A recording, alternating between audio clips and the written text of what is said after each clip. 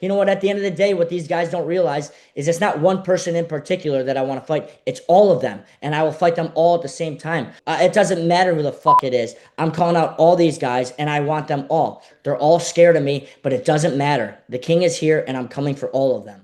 Hafid Darbaki with RIZIN TV. Happy to be joined by Danny Sabatello, who made his debut at RIZIN Otokomatsuri on May 4th.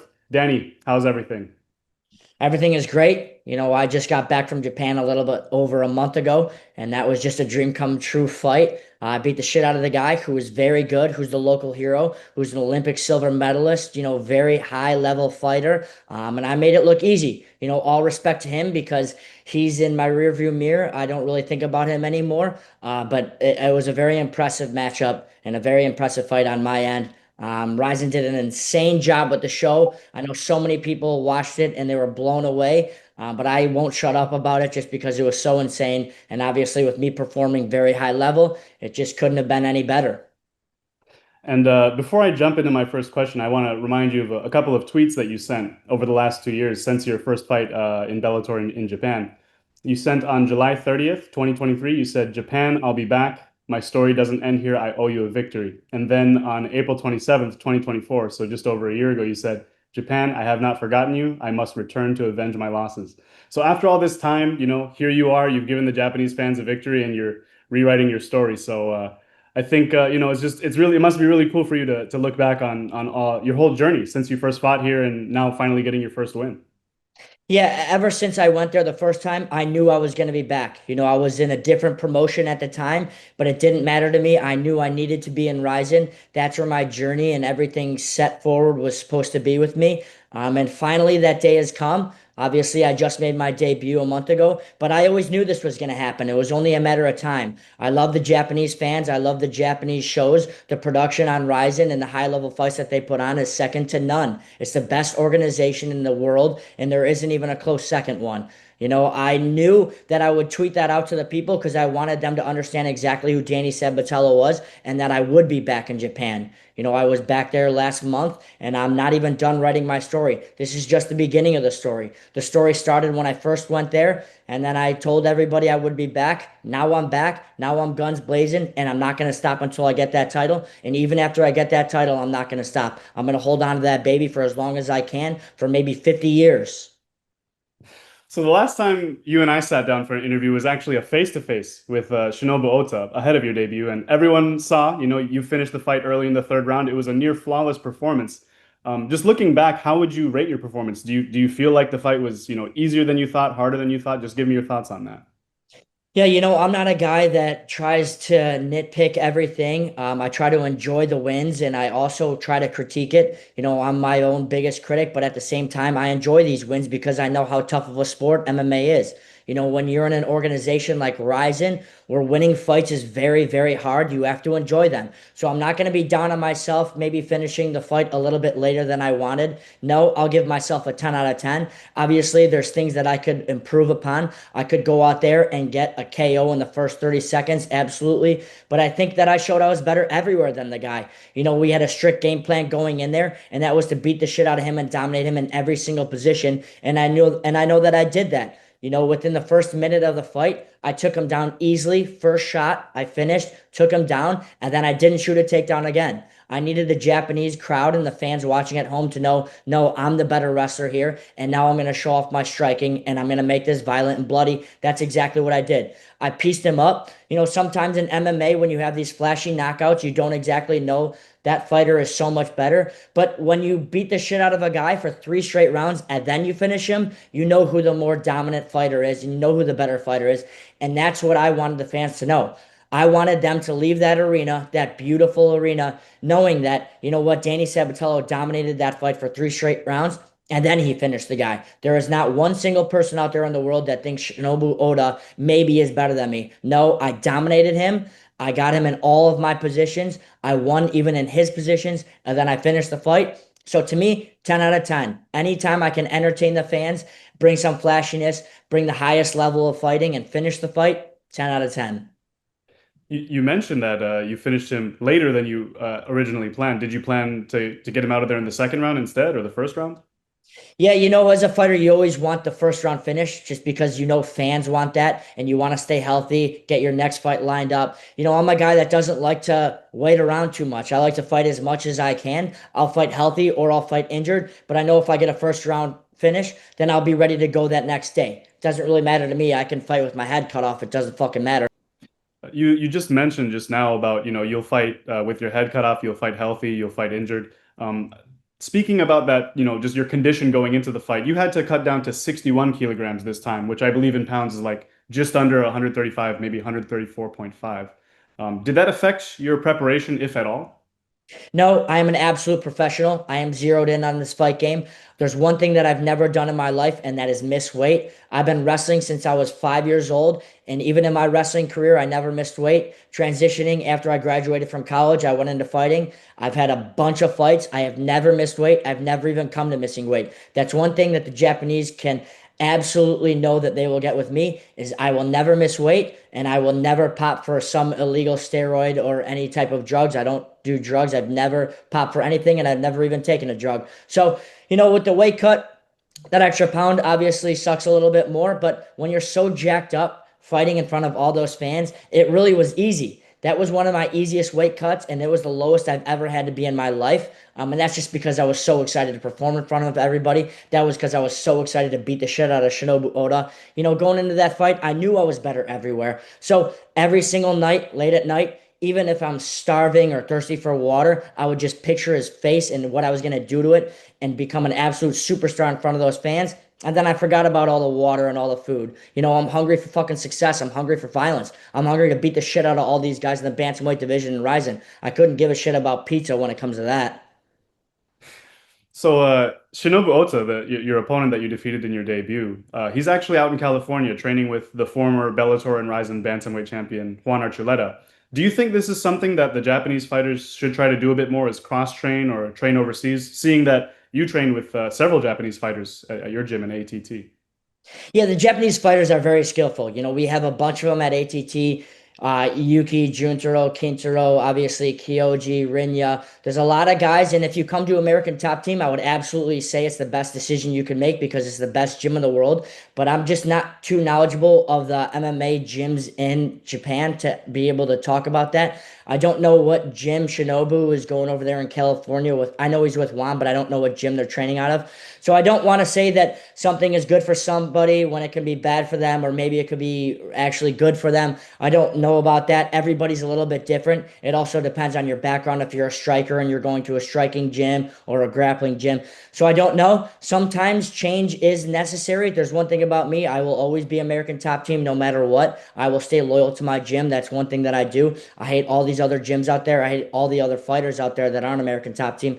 But as far as the Japanese go, if you think that it's going to be better for your career to cross train and go to a different gym, maybe come to America or Thailand or somewhere else, then absolutely do it. But one thing that I do see with a lot of people is they kind of treat it like a vacation. If you're zeroed in on this fight game, you are going somewhere to train and get better. It doesn't matter if it's in the sunshine, the snow, the dark, or the light. You got to be there to get better. I know I saw that Shinobu was with Juan Archuleta, but I hope he's putting in the best training of his life and not enjoying that California sun. I guess I just want to kind of circle back to what you've been up to. We talked about Shinobu. What have you been up to since the fight? Flying back to the States and relaxing, or tell me more. No, I absolutely am obsessed with MMA. The day after I got back from Japan, a lot of people thought I was going to be jet lagged. My coaches even told me that, hey, maybe take a week off and enjoy this, rest the body, rest the mind. Fuck no, I'm not doing any of that shit. I was right back in the gym that next day, and I'm training to get that belt. To me, I haven't earned anything. I don't have that belt yet. I'm not the RIZIN Bantamweight champion of the world, so how can I rest? How can I take a little vacation? How can I do anything else other than train twice a day at the best gym in the world? So that's kind of my mindset, and it will always be like that. Even when I have the belt, I know that I'm gonna want to hold on to that belt, so I'll always train. Since you last fought, there have been two RIZIN events, RIZIN in Korea and the RIZIN Landmark Show in Sapporo. And across those two events, your division, the bantamweight division, was quite active. At RIZIN in Korea, Yang Ji-young actually beat your teammate, Kintaro. And I believe you had some words for him on Twitter. And then Shoko Sato, who you also mentioned on Twitter, he had a fight against Suchol Kim. And then at RIZIN Landmark 11, there was a fighter named Tatsuya Ando, a Japanese fighter who defeated an Azeri fighter named Mageram Gasanzade. And then Taichi Nakajima also defeated Koro. And Joji Goto defeated another Japanese fighter. I guess, just what is your reaction to all of these fights and who impressed you, if at all? Yeah, none of them impress me. They're all bitches. I see that they're all calling me out because they know that the king has arrived. The king is Danny Sabatello in that bantamweight RIZIN division. So of course, all these guys are going to be a little bit upset that I'm coming over there and I'm the new king. They know that they're going to get a little bit of attention when they mention my name. We'll see if any of them actually want to fight me. A lot of people are scared of me. I'm the boogeyman over there. A lot of people know that they don't stand a chance with me. One guy in particular that I do have my eyes on is Shoko Sato, though. If there was somebody that I was somewhat impressed with a little bit of a high skill set, it was him because that Korea show was awesome. So, I believe that that guy's also a little bitch. I absolutely smoke him. I hope to fight him someday. But you know what? At the end of the day, what these guys don't realize is it's not one person in particular that I want to fight. It's all of them, and I will fight them all at the same time. So Shoko Sato or Zheng Li, it doesn't matter who the fuck it is. I'm calling out all these guys, and I want them all. We'll see if they'll actually sign to fight me, but it doesn't matter. The king is here, and I'm coming for all of them. I think something that the Western fans, international fans of RIZIN might not be too used to is there's not a ranking system, an official public ranking systems in place. As a fighter, how do you feel about that? It doesn't fucking matter to me. If you look at all these other organizations that have a ranking system, half the time it's bullshit anyways. You'll have guys that's two fighting guys that are 14. So it doesn't really matter. I think the fans are the intelligent ones. They can understand if a fight makes sense. I don't look at some sort of ranking system and think, oh, I want to fight three, but not four. Oh, I'll fight five. But no, I want all those motherfuckers. I see all their fights. People think that, you know what, maybe the fight's at 4 a.m., 3 a.m. in America. Sabatello's not watching. Sabatello is always watching. I've watched every single RIZIN card, not just because they're absolutely electric cards, but because I need to see my future opponents. And I see all these guys as a threat. Anybody that's a bantamweight is a threat to me getting my belt. So I need to be watching all these guys. So a ranking system, it'd be cool. It doesn't matter. When you're the champion, it doesn't matter who's ranked what. So it doesn't matter to me. Mhm. At the last press conference, just ahead of the Sapporo show, CEO Sakakibara announced a couple of pretty important fights for the bantamweight division. They're going to be taking place next month at Super RIZIN 4 on July 27th. Firstly, the champion, Naoki Inoue, someone that you've been pretty vocal about fighting. He's going to be fighting Ryuya Fukuda. And Fukuda, if for the fans who aren't familiar, he's 3-0 in RIZIN. He's the Deep bantamweight champion. Deep is a local promotion here in Japan. And in his last fight, he actually defeated a teammate of yours, Juntaro Ushku. Have you seen his fights before? And I guess what are your thoughts on this matchup? Yep, I saw Fukuda versus my boy, my teammate. He beat him up pretty good, but I saw a lot of flaws in his game. That's a guy that I want to beat the shit out of. I want to fight him too. In a way, I've been very vocal about wanting to beat the shit out of him. To me, I will fight both those guys. Both those guys that are guys in my future that I will easily finish. One of them obviously has to win at the Super RIZIN, and that's who I will fight after my next fight, whenever that is, or whoever it's against. But I will defend my belt against that other guy because those two guys, I just feel like it's a little bit personal with them. I've been calling out Inoue for a while now, and he's been radio silent because he's scared. When people want to fight somebody because they're confident on beating someone, they'll talk back to them, they'll answer the call and everything. But Inoue is silent because he knows I'm coming for him, and he knows I'm too skillful for him. Fukudo, he's the same way. I've been watching him for a while now. He beat my teammate, so I must get revenge on him. I guess obviously you've made your feelings clear about all the other fighters in your division, but do you feel like you deserve the title shot over Fukuda based on your performance against Shinobu Ota? Yeah, it doesn't matter to me. I said even before in my other interviews before the fight, if RIZIN wants to give me 10 fights before a title shot, that's cool. If they wanted me to give me a title shot after Oda and a dominant performance, that's cool too. It doesn't matter to me. I have no problem establishing myself and proving myself to everybody, to the whole business, the organization, to the fans, the rest of the world. Yeah, the other important fight that was announced by Sakakibara was Doubtbeck from Kazakhstan and Kyoma Akimoto from JTT. I guess you could kind of consider them a rival gym to America's ATT, Japan top team. Doubtbeck, he's 4-0. He's on a 4-fight win streak in RIZIN. He just defeated the former featherweight champion in his last fight. but he doesn't want to fight the current featherweight champion, Rajabali Shaydalayev, because they consider each other to be like brothers. So basically, the implications between this fight between Doubtbeck and Akimoto is even though they're fighting at featherweight, the winner could possibly get a bantamweight title shot or get another title eliminator at bantamweight. I guess maybe your feelings are clear about them as fighters, but regarding the matchup, they're fighting at featherweight and it might have some meaning for bantamweight. Do you think that's a bit unfair, or what are your thoughts on that?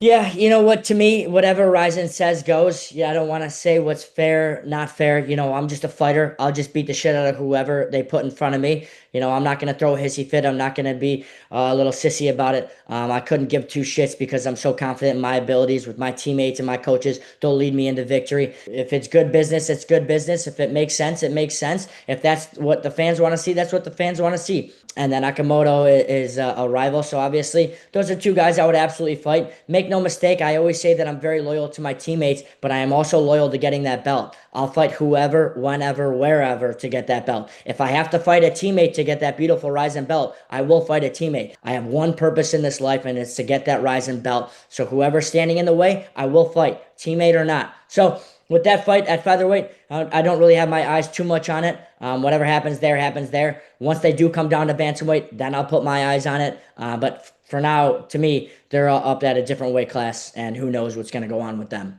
During the last event, the RIZIN Landmark show in Sapporo, CEO Sakakibara announced that there's an event in September, RIZIN 51. It's going to take place in Nagoya. Uh, is that the next date that we could expect Danny Sabatello to show up at? And do you have an opponent that you would like to face at that event? That would be a dream come true. As I said previously, I want to fight and then I want to be on that beautiful New Year's Eve card. That's something that I've been looking forward to. Right after he said that, I actually got up off my couch and was cheering and saying hell yeah and fuck yeah and all that. I was just so excited. I absolutely love to fight. So when I see that card developing, I think that's an opportunity for me to fight. I think it would be a genius thing for me to fight on there, and it would be amazing to fight a fucking bitch like Shoko Sato and even showcase my skills even more. I don't like that guy. I don't like any of them, but with him, it just seems a little personal. I like to fight with him in Korea because that show was awesome. So September against Shoko Sato would be the coolest shit ever, and I would just make it absolutely massive. It would be a huge fight. It would be a very violent fight, and I would finish him, but we'll see what happens. And lastly, do you have a message to all of your fans and RIZIN fans around the world? Yeah, the Ryzen fans and the Japanese fans are just the absolutely best fans in the world. I've traveled the world. I've had fights in multiple countries all over. I've lived in America my whole life. I've seen what the MMA scene is in America. There is nobody, and I mean nobody, like the Japanese fans. Every time I get the opportunity, I let the American fans know how awesome you guys are. I have no problem telling the Americans that the Japanese are the best fans. That's just how it is. Everybody over there is so knowledgeable, so nice, and you actually understand the skill set. And you guys hit jackpot with a superstar like me, and I hit jackpot having the best fan base over there with you guys. So this is the start of an absolutely beautiful relationship. We're just getting started. It's going to be bigger and better. Ryzen, I hope you are ready. The Japanese fans, I hope you guys are ready because we're just getting started. Well, there you have it, RIZIN Bantamweight Danny Sabatello. Thank you so much for your time today. Yep, absolutely. Thank you.